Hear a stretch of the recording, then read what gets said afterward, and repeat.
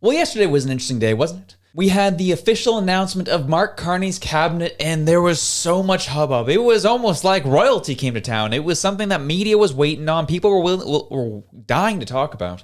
And there was so much controversy around the pick. Surprise, surprise. That is how politics operates, and that's how things go. And it was interesting, kind of the whole idea of, again, the net zero agenda, the green economy, and how Alberta, again, was not stoked about who Mark Carney appointed as environment minister. And then you also had the first minister of AI who retweeted an AI doctored photo during the campaign, not realizing it. It's a wild time, isn't it? It's an interesting time to watch. And that's the thing. We're not going to take the time to talk about what happened yesterday because that's been covered ad nauseum. But the things that I find interesting is when, guys like Mark Carney do their press conferences or Poilievre do his press conferences, it's not really so much what they talk about at the press conferences that you should find interesting. It's taking the time to watch what media members ask. That is when you start seeing a little bit more of what their actual agenda is. That's when you start seeing a little bit more of what their actual goals are. I typically don't like wasting my time listening to their press conferences because it's pretty predictable most of the time. What gets interesting is when they take questions, and those questions throw them off. And one of these questions threw off Mark Carney yesterday. One of these questions also threw off Poilievre yesterday. And that's what we're going to cover today on top of Mark Carney finally sitting down with Vassy, and she grills him hard, and he wasn't happy. And you can see through the body language that he was not stoked to be there and was so disgusted that someone would ask him some hard questions about his cabinet choices, where he wants to take the country, and his decisions as a politician. So we're going to be talking about all that today. But first, take the time to like, share, and subscribe. It really helps the channel, helps us to grow, and helps us continue to get the message out and give an alternative view, an alternative point of view of what is currently going on that the mainstream media doesn't offer. So let's get into the story. So Mark Carney yesterday is doing a press conference after his cabinet appointments. People are excited. People are having fun. They're all smiling in the background. Mélanie Joly is right there in front of Philippe Champagne. And then you have Anita Anand to his other right. It is really fascinating to watch, some of the old faces appear. And that was, again, one of the criticisms. But the question that a reporter brought up yesterday is a question I don't think Mark Carney was expected to be asked. He was a little uncertain in his answer. He was a little curt. He was a little nervous. He was a little a little huh, when he was asked directly about this rumor that's been floating around the Hill. And that is that he is actively trying to poach NDP MPs to cross the floor so that the Liberals can form their majority. And this was his answer to that question. Good afternoon, Prime Minister. Gillian Piper with Global News. Interim NDP leader Don Davies told Global News that your government was reaching out and calling NDP individuals about trying to poach them to join your party. Are you trying to poach NDP MPs to join the Liberals? Look, we, as I said a moment ago, we have a clear mandate. We'll work towards that clear mandate. We're always interested in working with parliamentarians from any of the opposition parties to support that mandate. Obviously, those discussions will intensify as Parliament returns in the course of the next, it's less than 2 weeks. So clear mandate, focus on those. Speech from the throne will be quite clear in terms of our priorities. We'll work with Parliament.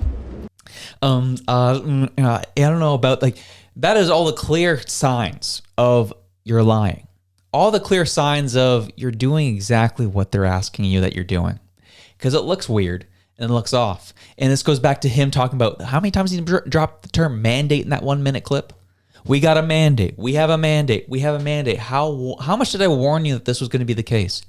They have a minority government. They have a minority government. Can I repeat that again? They have a minority government. And he keeps saying, I have a mandate. I have a mandate. I have a mandate, so I don't need to ask people to cross the floor. I have a mandate, so people are going to have to be a part of that mandate. We have a mandate. He has a mandate. And people are going to start being convinced that that mandate actually exists as they continue on here. And I have to admit, from a non-partisan perspective, Mark Carney has had a pretty decent opening couple weeks. He hasn't really upset the apple cart too much. He's putting out a lot of conservative ideas. Pretty much Poilievre's whole platform he's now put out there. And we talk about how, watch it, can't trust it. Considering his whole body of work leading up to this moment was not these conservative policies. How can he trust it? That is the question. And then when asked, hey, are you asking these Liberal MPs or these NDP MPs to come across to the Liberal Party? That right there was the secret tell that he has been doing it. He is insecure about the minority government that he has, that he's trying to form this majority, trying to essentially bring this 13 economies into one economy, which you should view that with some skepticism. Can't fully trust it. You have to be on the lookout. And there's a lot of people, even I've talking to, who voted conservative or who are conservative in nature, like, I know, maybe Mark Carney's not all that bad. Maybe this will be okay. And maybe, I hear you. I want to be in that camp because, like you, I'm tired. I'm tired of having to watch these guys like a hawk. I'm tired of seeing what our country's turned into under the last 10 years of this liberal government. I'm tired. It is very tempting to me to be like, me, you know what? He's saying all the right things. Maybe, just maybe, it'll be okay. My friends, that is what I said a couple weeks ago. He's trying to make politics boring again so that things can slip under the radar yet again, like it always had been leading up to the Trump years when people weren't as dialed into politics. He's trying to dissipate. He's trying to cool things off. He's trying to make sure that no controversy happens about him wanting to poach NDP MPs. He's trying to go into this summer break with no controversy so they can come back in the fall fresh without anything looming over them. So he's going to say whatever he has to say to get the moderates to be on board and as well some of the conservative base to be on board with him. You have to watch it for what it is. Because he went on Vassy's show. And again, Vassy came at him with the same skepticism that many have of him. One of the questions people are wondering, well, the last 10 years kind of sucked. And a lot of the MPs, a lot of the cabinet members are back. A lot of the old faces as we see here behind him. A lot of old people that you've just kind of reshuffled. And you're telling them that it's all going to be new. It's a new government. It's a new time. How can people trust you with that? And that was the first question Vassy hit him with. And I didn't like it too much. Success by Canada Day, so we're going to go hard. So how do you articulate, because you conceded today, you did through the campaign, that the mandate you have is one for change. It's against that backdrop that I'm asking those questions about those big faces for your cabinet. How would you articulate to Canadians like what that change will actually look like? Is it just you? No. Okay, if I may, you are going in. Look how frazzled he gets in that moment. First, he tries to talk over her while she's asking the question. Then she tries to speed up to get through the question to allow him to answer. So he's already putting pressure on Vassy. Vassy then capitulates a little bit in her body language and starts to speed up the question. And then he gets into it. And he's like, he gets frustrated the fact that she's even asking that question, and then continue to listen to the answer. Into process and personnel. I'm going to results. I'm talking about one Canadian economy. I'm talking about getting rid of all the federal. But those personnel didn't deliver. No. Please, let me answer the question. Those are real results that will happen or not.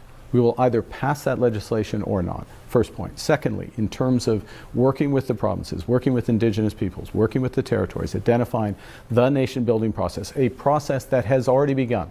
I helped start it during my first few days as Prime Minister in the previous mandate, now going to accelerate through, already talking with Premier Smith, Premier Moe, Premier Ford, Premier Legault, all the premiers about Premier Canoop, sorry, now I'm going to offend somebody because I haven't mentioned them all, but they're all working on this and working towards our Saskatoon First Ministers meeting, June 2nd. Again, that's a tangible thing. You'll see where we're coming together on specific projects. What's the federal government doing to support those? What are we doing with respect to our relationship with the United States? So these are all real things. And to reduce it, to faces, personnel, and then, by the way, to ignore half of the cabinet, which is brand new, literally, never been in cabinet before, and now they're in very senior roles at core priorities for the government. But you see it right there. He kind of, walks around the issue. This is what we got to do. This is what we have. It's not that big of an issue, but it's more so when the question's asked of him. And he tries to cut her off once, tries to cut her off twice, cuts her off a third time. Does that look like a man who cares about the media? Does that look like a man who's willing to be open with you? It's a question you can ask yourself. We'll see how this all goes. But then she continues to further on with that line of questioning. And he continues to get more and more frustrated about his cabinet selections. You know, I covered that government extensively. Those are the ministers who... Sorry, can I remind as well? Yes, you can, but I want to finish after. Okay. Yeah. Well, you finish and then I'll... I was just going to say that, you know, I covered that government extensively. Those are the ministers who told me time and time again the carbon tax was the only way to address climate change, who told me time and time again the only way to be fiscally responsible was to bring in capital gains tax changes. Yes, you came in and you changed that, but these are the people for 10 years who defended what you say you have a mandate to change from. It's not just a personnel thing that I'm asking about. Let's be clear about mandates. We just had an election. You might have noticed. I think you covered it, right? Correct. Wow. 19 million Canadians voted. More Canadians voted for a political party, the Liberal Party, than... Did you catch that? Like, just the condescending aspect of him talking down to her. Well, we just had an election. I don't know if you noticed. I think you covered it extensively. You remember that? And then he goes into all the numbers. He goes full Donald Trump right here in this segment, right? You'll watch it. He starts talking about the majority he got, the amount of people that voted. We got a mandate. And he tries to break this down and tries to continue to sell the garbage lie and the garbage narrative that they have a mandate. And this, what you'll see here, is how he tries to explain it. Ever before. We have more votes than anyone else. We have majorities in 7 of the 10 provinces. We have the most seats in Parliament. And we ran on a very clear platform of change. Canadians, more Canadians chose that platform of change than anybody else's. So we have a clear mandate. I come and all the deputies, Liberal deputies in Parliament come with a responsibility to deliver that change. That's what, you know, Canadians, they put their trust in us. They expect us to deliver. And I'm going to put together the cabinet, the legislative agenda, and work with the provinces, work with Indigenous peoples, work with the territories in order to deliver for Canadians. And Canadians will judge the change that they receive. That's the right thing. And I'll do what's necessary with the people I have around the table in order to deliver that. So that was a long explanation of him trying to give his reasoning of how they have a mandate. And you catch his words. Well, we have the most amount of seats in the House. Leaves it at that. Doesn't talk about minority majority. No, we have the most seats in the House. We received the most popular vote in 7 of the 10 provinces. More people chose our platform than any other platform. The deceptive language he uses to get to paint this narrative that they have some huge mandate, and people are going to buy it, including some conservatives. Talked to many of them already. Maybe Mark Carney's not going to be so bad. This sounds actually pretty good. Okay, let's watch it. We'll see how this all goes. But he's already selling this. Like, they don't have a mandate. When you have a minority government, you have no mandate. I'll tell you that right now. But the way he talked about it, he didn't address the minority, didn't address the lack of majority he has. He's talked about, well, we had a lot of votes. That means we have a mandate, and I'm going to put people in position to make sure we execute on that mandate.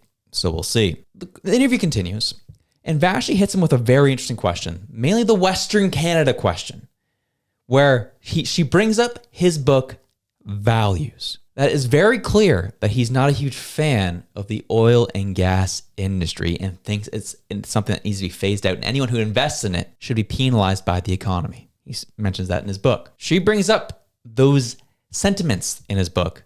And, well, he gets a little uncomfortable. And the fact of the matter is, people are wondering, which Carney are they getting? Are they getting the Poilievre Carney, or are we getting the Values Carney? And here we go. It is the Justin Trudeau government. And the reason I ask about that is against that backdrop, right? You are still saying you're going to keep C-69 in place. You are going to keep the emissions cap in place. They view that as evidence of something. They view that, pardon me, as evidence of... Speak, though, to what people in Alberta and Saskatchewan... Very, very ambitious. Build big, build bold, build now. It does speak, though, to what people in Alberta and Saskatchewan who didn't vote for your party are worried about, right? They are worried that it is the Mark Carney of values. It is the Justin Trudeau government. And the reason I ask about that is against that backdrop, right? You are still saying you're going to keep C-69 in place. You are going to keep the emissions cap in place. They view that as evidence of something. They view that, pardon me, as evidence of something that runs counter to what you're saying right now. What I've said very clear. Look, I am a pragmatist. I go over and over on this, and I really am. I'm interested in results. So the point of building a pipeline. The point of building out carbon capture is to get the results, to get those barrels to the market, to get carbon down. You can do both. We have the capability to do more. And we have the capabilities financially, from a technological perspective, in terms of the companies. Federal government can play a role. The province of Alberta, obviously other provinces, Indigenous people have to come along for almost all of these projects in order for them to actually work. And what I'm putting on the table is, okay, let's go. Let's not talk about this. Let's roll up our sleeves. Let's focus in on specific projects and let's work on them together. Now, very constructive, sorry if I may, constructive conversations with Premier Moe in this vein, also with Premier Smith in this vein. So the next stage of that is to sit down across premiers and other groups and start to refine that list and move forward. And we will change things at the federal level that need to be changed in order for projects to move forward. Does that include C69 or the emissions cap? It could include both. Absolutely could include both. But I'm not going to do it conceptually. I'm going to do it on specifics. Do it for moving forward. So there you have it. And here's the thing, folks. This is a very legitimate concern people have, such as myself, people who watch this show. If you are so on board with nation building with pipelines, if you're so on board with diversifying our resource, sending our resources to other countries, then why is Bill C-69 still on the table? Literally a bill designed specifically to slow down resource projects in our country. Literally designed to do that. And he won't repeal it. He claims to not like the carbon tax for the everyday person. Doesn't repeal the carbon tax. Just put it down to 0%. What is his actual plan? As I said before, he says one thing and takes on the whole Polyev platform, but yet his actions say something very different. If you were so on board with it, if you were so disgusted what Trudeau did before, then why are you keeping his bills around? Is it because you intend to use them down in the future? This is why you have to keep a close eye on it. I know we're at this point, people are tired. People don't want to even talk about this stuff anymore. Don't even want to look at it anymore. Well, guess what? I'm still going to be here. I'm still going to talk about it. I'm still going to shine a light on it. And we will keep doing our best to hold these people accountable to the things that they're talking about. And we'll find out if it's all doublespeak or if it's true. Anyways, have yourselves a good one. I'm out.